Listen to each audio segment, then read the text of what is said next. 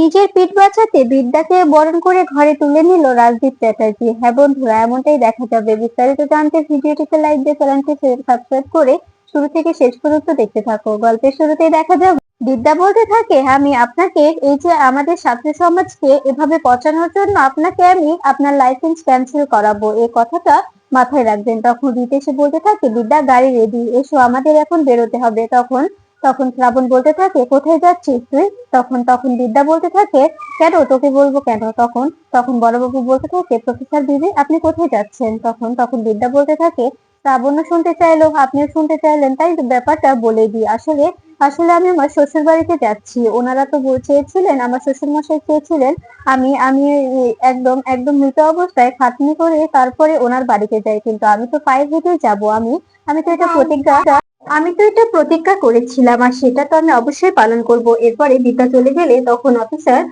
শ্রাবণকে বলতে থাকে, শ্রাবণ তুমি এখন আমার সঙ্গে থানায় চলো। তখন তখন শ্রাবণ বলতে থাকে, কেন? তখন অফিসার বলতে থাকে, এখানে থাকলে তোমাকে মেরে এরা শেষ করে ফেলবে, আর যদি তুমি আমার সঙ্গে থানায় যাও তবে তবে তোমার পিঠটা বাঁচবে। এরপরে এরপরে দেখা যায় শ্রাবণকে নিয়ে গেলে তখন নিপুণকে সবাই মিলে জুতো পিটা করতে থাকে। সব স্টুডেন্টরা নিজেদের জুতা খুলে নিপুণকে মারতে থাকে। এদিকে এদিকে দেখা যায় রাজদীপ চ্যাটার্জি বিদ্যার বলা কথাগুলো ভাবতে থাকে আর ভয় পেতে থাকে। তখন রাজদীপ চ্যাটার্জি বলতে থাকে, আমি কি করব? বিদ্যা যদি এবার সত্যি সত্যি বাড়িতে আসে তবে আমি ওকে ওকে কি করে কন্ট্রোল করব? ও তো এবার আরো আরো উঠে পড়ে লাগবে আমাকে আমাকে ফাঁসানোর জন্য, আর আমার আমার আমাদের একাডেমিটা না হওয়ার জন্য ও অবশ্যই কলেজটা বাঁচিয়ে নেবে। আমি কি করবো? আমি তো কিছুই বুঝতে পারছি না। যে করেই হোক আমাকে বিদ্যার হাত থেকে বাঁচতেই হবে। ও যদি একবার থানায় আবার অ্যাফেয়ার করে, আবার যদি ডায়েরি করে, তবে তো এবার আর আমার বাঁচার কোনো চান্সই থাকবে না। আমি তো বড়বাবু চেঞ্জ করে দিয়েছি, ট্রান্সফার করিয়েছি, তারপরেও এনাকে যদি চাপ দেওয়া হয় ইনি তো আমাকে অ্যারেস্ট করতে বাধ্য হবে, কারণ আমার বিরুদ্ধে সকল প্রমাণই আছে। এরপরে এরপরে তখন রূপ এসে বলতে থাকে, কি ব্যাপার দাদা, কি ভাবছো? তুমি তুমি নিউজ পেপার দেখেছো? তুমি তুমি খবরগুলো শুনছো? টিভিতে খবর হচ্ছে তো, টিভিটা ছেড়ে দিয়ে দেখো। তখন তখন দেখা যায় রাজদীপ বলতে থাকে, মজা নিচ্ছিস? আমার সঙ্গে মজা করতে এসেছিস তুই?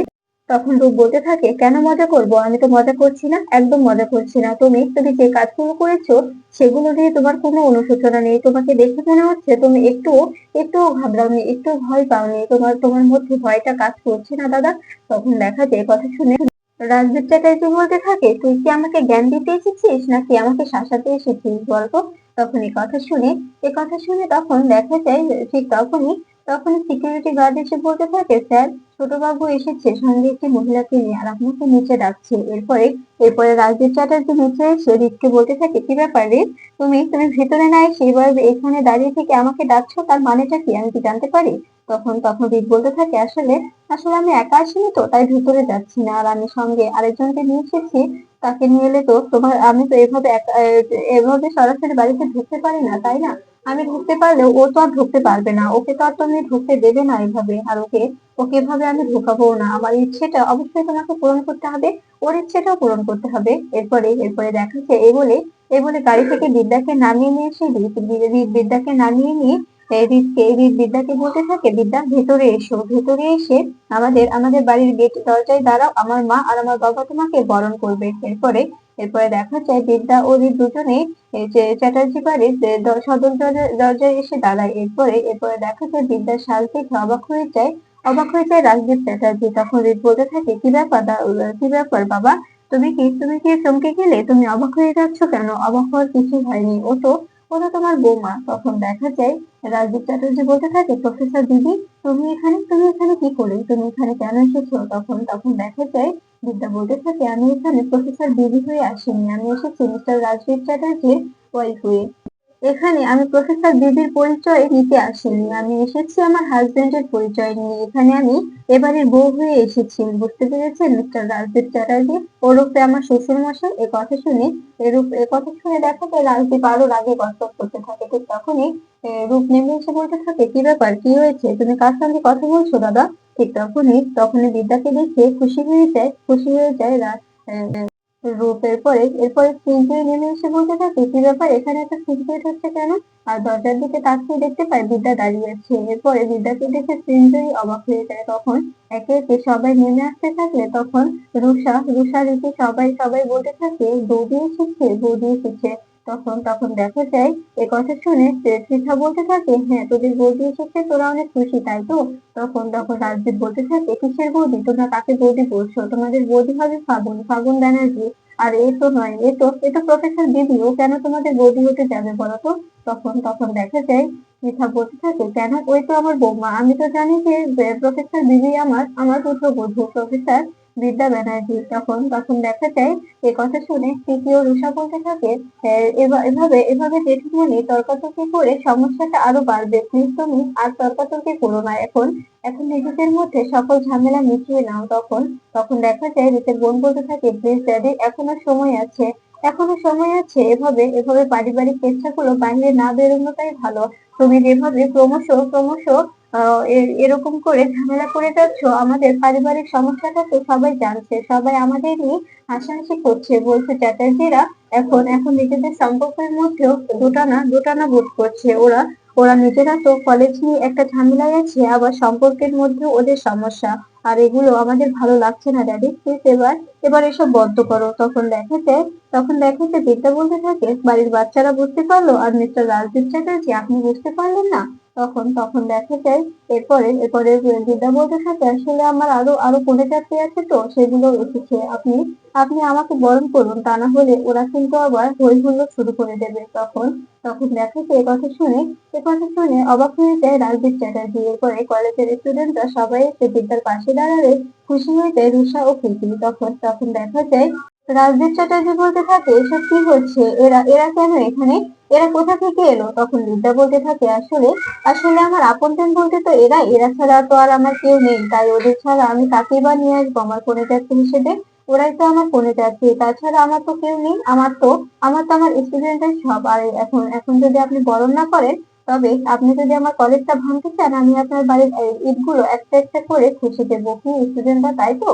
তখন দেখা যায় সবাই বলতে থাকে, হ্যাঁ তাই। তখন তখন দেখা যায় রুষা বলতে থাকে, এমনি তো এই বাড়িতে ঢুকতে না ঢুকতে আমাদের আমাদের থ্রেট করছে, আর ঢুকলে না চাইলে কি করবে? তখন পৃথা বলতে থাকে, তুমি যাই বলো না কেন, আমি আমার বৌমাকে বরণ করতে চাই, আমি ওকে বরণ করবো। তখন তখন রাজদীপ বলতে থাকে, আমি কিছুতেই বরণ করতে দেবো না, কিছুতে এ বরণ হবে না। তখন রূপ বলতে থাকে, প্লিজ দাদা আর সিন ক্রিয়েট করো না, বরণটা করে নাও। তখন স্মৃতি বলতে থাকে, প্লিজ জেঠু এভাবে আর সিন ক্রিয়েট করে কোনো লাভ হবে না, বরণটা করে ফেলাটাই বেটার হবে, বরণটা করে ফেলতে দাও। তখন তখন দেখা যায় রিক বলতে থাকে, ড্যাডি হয়েছে, অনেক অনেক সময় লস হয়েছে, আর সময় নষ্ট করো না প্লিজ, এবার বরণটা সেরে ফেলো। তখন এই কথা শুনে তখন পৃথা বলতে থাকে, চিন্তা করিস না রিক, আমি বরণ করব, আমি বিদ্যাকে বরণ করব।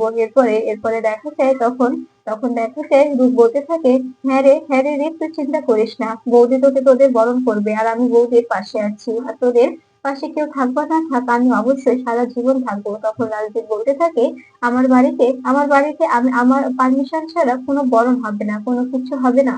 তখন তখন দেখা যায় রিক বলতে থাকে, কেন হবে না? অবশ্যই হতে হবে, অবশ্যই হতে হবে। তখন এদিকে সৃঞ্জয়ী ফাগুনকে ফোন করে বলতে থাকে, ফাগুন এদিকে একটা সর্বনাশ হয়েছে, বিদ্যা বসে বিয়ে বাড়িতে এসে দাঁড়িয়েছে, বাড়ির সদর দরজায় দাঁড়িয়ে আছে। তখন তখন ফাগুন বলতে থাকে, ওদেরকে সিকিউরিটি ডেকে ধাক্কা দিয়ে বের করে দাও। তখন তখন এ কথা শুনে সৃঞ্জয় বলতে থাকে, সেটা আর হবার নয়, কারণ ও স্টুডেন্টদের সবাইকে সঙ্গে নিয়ে এসেছে, আর একদম বউ সেজে সুতিতে সিঁদুর দিয়ে শাঁখাপলা পরে এসেছে, এখন তো ওকে কোনোভাবেই বাড়ির দরজা থেকে সরানো সম্ভব না। তখন ফাগুন বলতে থাকে, তুমি আর কোনো চিন্তা করো না, আমি এক্ষুনি আসছি, আর দেখি কি করে ও ওই বাড়িতে ঢুকে আমি কি করে বরণ করে। এরপরে এই বলে সৃঞ্জয় ফোন কেটে দিয়ে আবার আবার ডাইনিং রুমে চলে আসে। এদিকে দেখা যায় পৃথা বলতে থাকে, বিদ্যা তুমি চিন্তা করো না মা, আমি বরণডালা সাজিয়ে এনে তোমাকে বরণ করব। এরপরে রাজদীপ বলতে থাকে, ব্যাপারটা কিন্তু ভালো হচ্ছে না, তুমি কিন্তু একদম ভালো করছো না।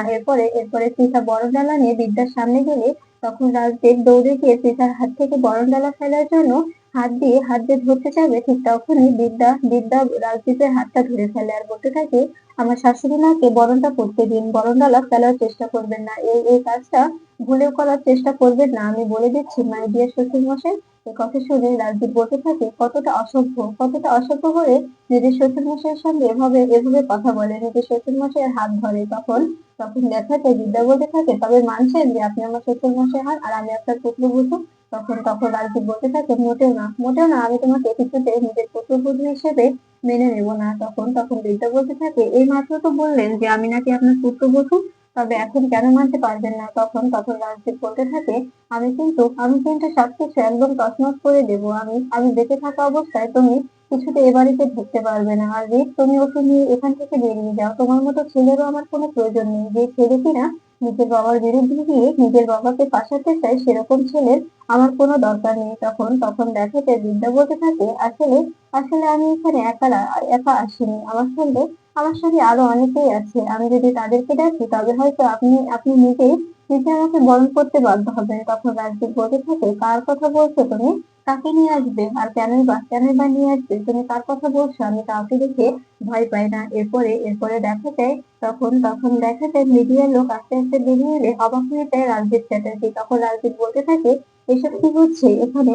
এখানে মিডিয়ার লোকজন কেন? মিডিয়ার লোকজন এখানে কেন এসেছে? তখন তখন এ কথা শুনে বৃদ্ধা বলতে থাকে, কারণ আপনার মুখোশটা তো খুলতে হবে, তাই না?